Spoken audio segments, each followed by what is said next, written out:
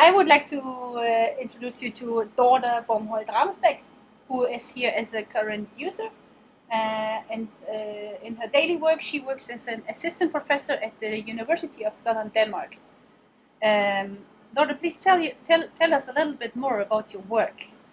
So I'm working on developing new materials for new batteries, and I'm both working on materials for more efficient lithium-ion batteries, and also for completely new battery technologies such as magnesium and aluminum-ion batteries. And I'm working here at 7-Eleven, where we're doing powder diffraction. So we are measuring X-ray diffraction from the batteries while they're running. So while we're charging and while we're discharging the batteries, we can look into them. And we're using this little cell. So we basically build a small battery inside this little cavity here. And inside the glove box, we seal it when we have built the battery. And then we put this little cell into the beam, and in here we charge and discharge it while we measure the diffracted X-ray fluid. Thank you.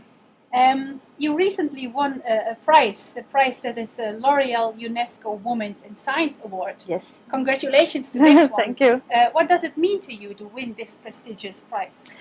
Of course, it's always very nice to get recognition for your work, and also because the evaluation committee was really very highly esteemed scientists, so that means a lot, of course.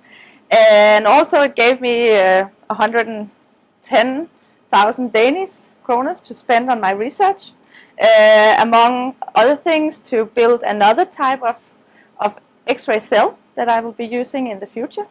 And of course, then also it means, so what L'Oreal and UNESCO wants with this prize is to create some role models for women in science, as the prize is named.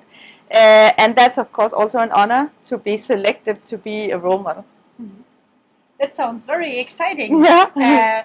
My last question is here. Will you follow with us to Max 4? Of course I will. I look very much forward to Max 4 and to do brilliant stuff there, and also to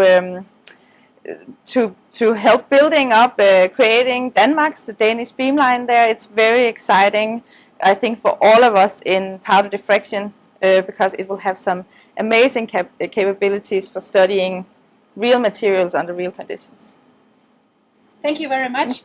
Good luck with your experiments here, and of course for your research future, and hope to see you at Max 4. Thank you.